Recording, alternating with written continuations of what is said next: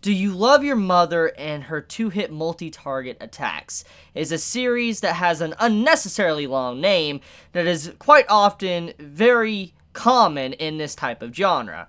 But regardless of that though, it is a series that I have patiently been awaiting for really not that long actually. I just heard about this series about maybe 3 to 4 weeks prior to the anime coming out.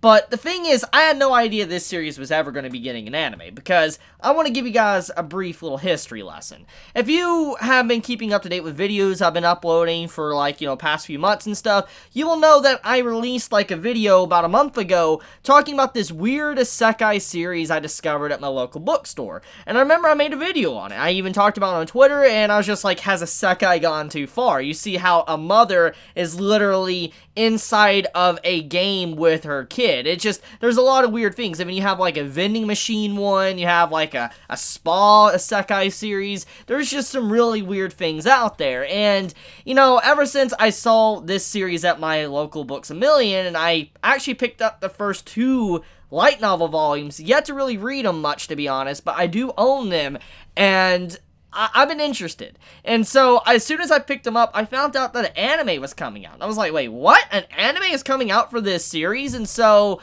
I decided to kind of wait, and here we are. The first episode of, Do You Love Your Mother and Her Two-Hit Multi-Target Attacks. I think I'm just going to call this a simpler name. I think I'm going to just call it by the shortened term name I saw, which is Okasan. I think that is just an easier thing to say.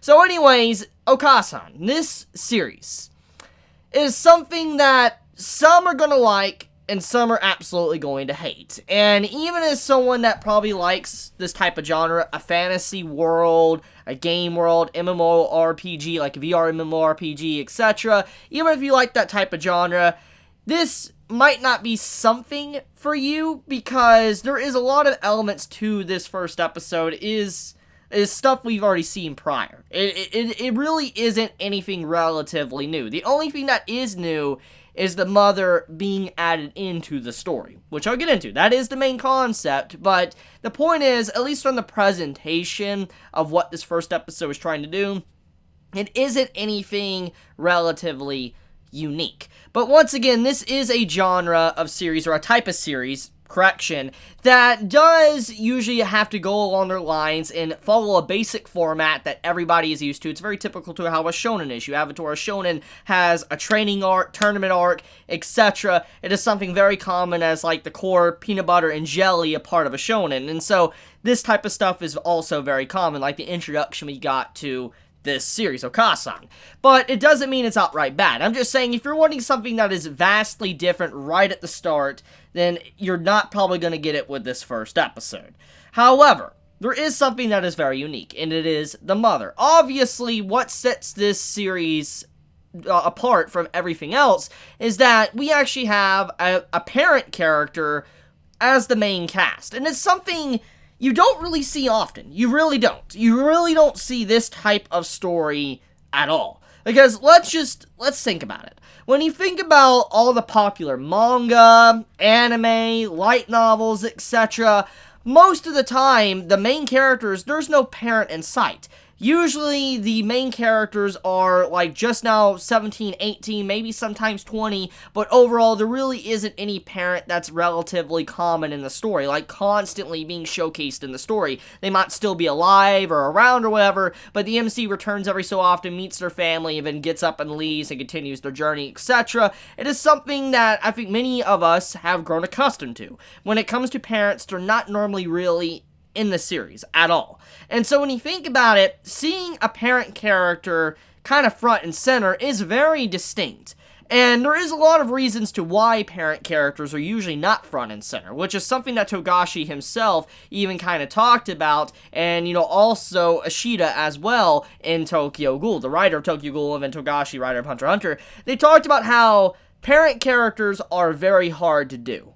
Because with parents, it makes it to where they obviously need to assume the role of the caretaker of their child. They need to watch over their child. They need to keep their child out of danger. And because of that, it completely clashes with what some series are about. When you think about, let's say, Hunter x Hunter, or if you think about something like, let's think about Naruto. Okay, Naruto. Good little simple example. Naruto, he doesn't have a family, which the majority of his conflict stems from that, but he has no family, he doesn't have any parents that really are there to kind of keep him out of trouble. And if he did have his parents there, he might not have ever have become what he was throughout the journey of Naruto. Because he had to go out of his way and learn by himself, but he didn't have someone constantly keeping him at home and keeping him safe 24/7. And parent characters can kind of do that. They can become very overbearing for a story. And so it's not really common to see a parent that active in a story. And so seeing, Do You Love Your Mom and her 2-hit multi-target attacks, having the mother as a main character, it definitely will spice things up, but it really does come down to the level of writing. It really comes down to if the writer is good at writing parent characters and believable situations with the child. Because what it really comes down to is now that the mother, is with the MC, you have it to where she obviously wants to keep him out of danger. She's going to be very protective, and we can clearly see that from their interactions alone. But it does seem, though, that because of her being overpowered, we might not have that constant problem that you would probably see if a parent was in a series. Because she's able to go out of her way and protect her child, but in turn probably protect him to such a point to where he probably can't level up and get stronger, but she will stay, very strong and be able to protect him. Regardless of that issue that could happen to him, the point is, though, it seems like the mother won't probably be overbearing to the point to where the child won't be able to progress as a person. I think this is more of the child, the MC, learning to really respect his mother, but also be able to understand what she has done for him and what he, could do for her. I think that's kind of what the main message of this story is probably going to be about. But okay, let's stop there for a second. So, Okasan, the anime. First episode, it is definitely something that is good. It is a good first episode, and I do think that there's going to be a lot of people that enjoy this. In terms of the isekai series I've seen from this season, like, going to an alternate world, not just fantasy, but just going to an alternate world, I think this is the best one. Because when you think about what happened with the one series that White Fox made this season that came out like on Monday, Arete, or however you pronounce it, that was awful. That was an awful first episode. I don't even want to make a first impression on it. That's just how bad it was. And then, the Mouse Sama retry, it's okay to an extent. It feels very lazy in terms of art and animation. So, I think Okasan, this series doesn't really have any competition. But if we're counting just fantasy series, the only thing I think that could really rival this from what I think I have seen from this season, at least when it comes to just strictly fantasy, kind of like what you would see from a, transfer to an alternate world or something, I would say Dungeon Girl, Is It Wrong to Pick Up Girls in Dungeon, would be the only thing that could really rival this series. So, yeah. But overall, like I said, it's a good start. I do want to see more, and I do think that this has a lot of potential, but it does also have potential to kind of go down into the trash can, because it comes down to how the writer writes the mother. Because if the mother is too overbearing to the point of she's obnoxious and annoying, then it's just going to ruin the story. Because even if we are here for the mother character because she's unique, we also don't just want to see this overbearing character constantly keeping her child safe. Unless it's more of a comedy than anything else, which it could be funny in its own way.